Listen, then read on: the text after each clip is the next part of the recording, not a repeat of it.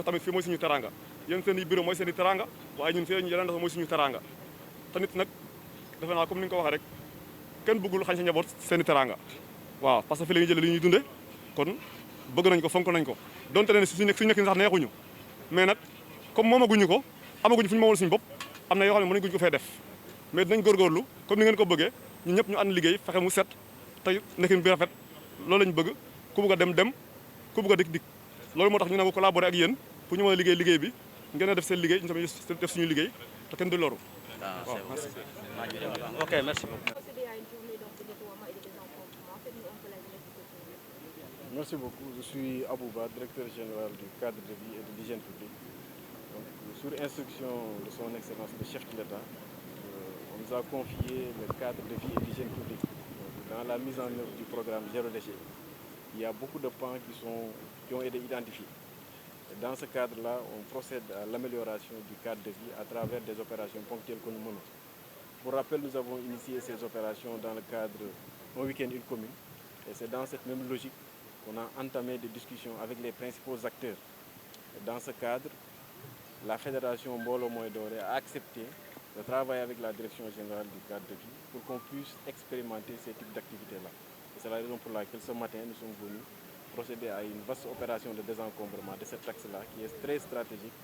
Mais l'opération vise en quelque sorte à enlever les épaves, mais également à élargir la route. Comme vous le savez, Dakar avec ses embouteillages, l'élargissement de cette route-là permettrait de régler les problèmes d'encombrement au niveau de la capitale, mais également de faciliter le voisinage avec les habitants de cette cité-là. Donc c'est dans le cadre de cette opération que nous étions là. Aujourd'hui, avec l'ensemble de ces artisans qui sont là, qui ont accepté de collaborer avec la Direction générale et avec l'appui du ministère, beaucoup d'échanges, beaucoup d'ateliers ont eu lieu et aujourd'hui nous sommes au bout de ce processus. Mais ce n'est pas encore fini. Après cette opération-là également, il faudra qu'on continue à dialoguer avec ces personnes-là pour qu'on puisse mettre en place un système de suivi très efficace parce que c'est ça qui va pérenniser nos actions. Est-ce qu'au cours de cette opération, vous avez eu à rencontrer des difficultés par rapport à la réduction de certains mécanismes? Non, pas vraiment. On n'a pas rencontré de difficultés parce qu'il y a eu un travail en amont qui a été effectué par un de nos conseillers qui a rencontré ces artisans-là à plusieurs reprises. Et ces discussions ont permis de régler beaucoup de problèmes et d'identifier également les difficultés.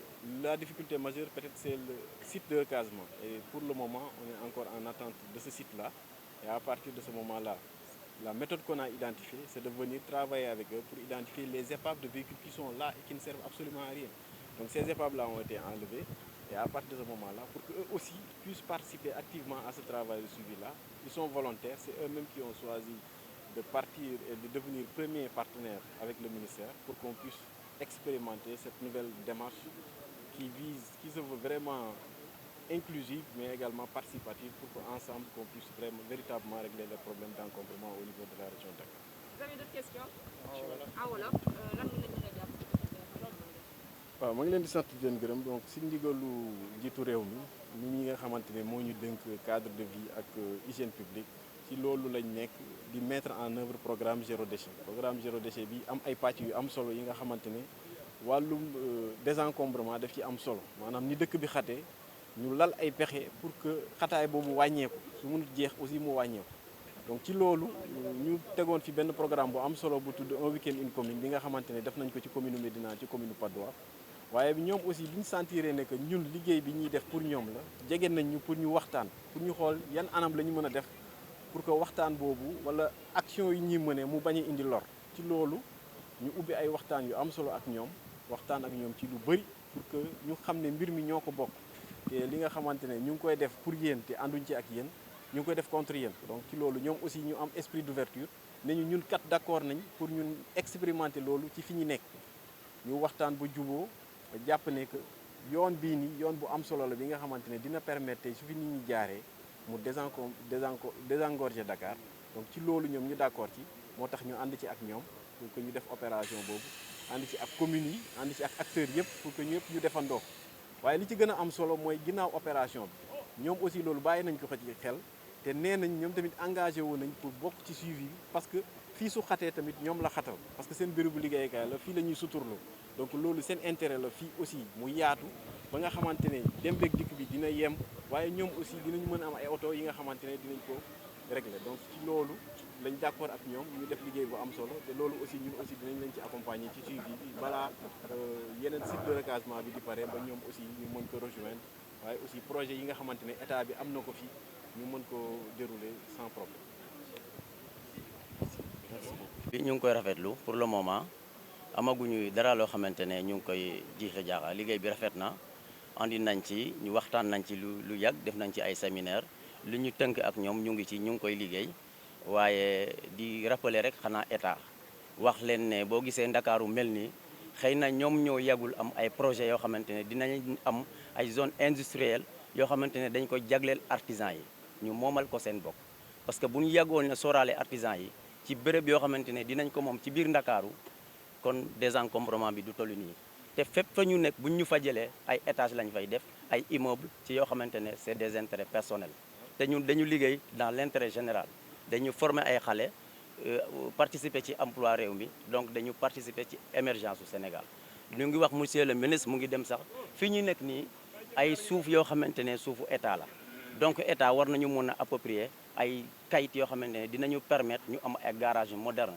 parce que am nañu capacité yi am nañu aussi expérience tabax ay garage moderne donc bu ñu buggee dëkk bi set nañu accompagner boole ñu ci dëkk bi jox ñu ci suuf si ñu liggéey suñu garage. Sénégalaise en principe.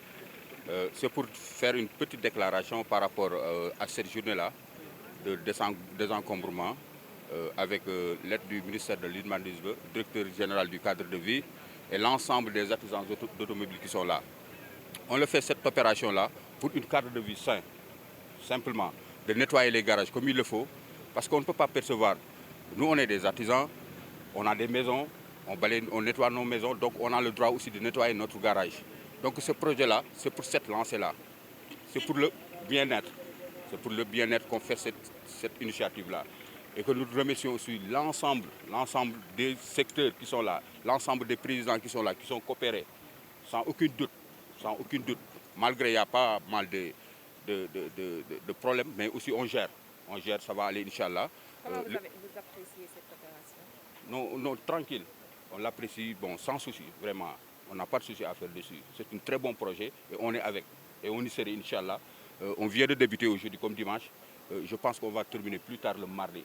Et si vous venez ici mardi, vous voyez que vraiment, il y aura une très bonne cadre de vie. Il y aura une très bonne cadre de vie.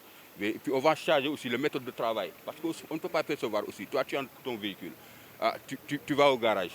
Mais tu viens, tu dépannes. Mais on ne peut pas laisser aussi les garages vraiment avec des épaves. Ça ne peut pas continuer. Ce projet-là, c'est pour cela.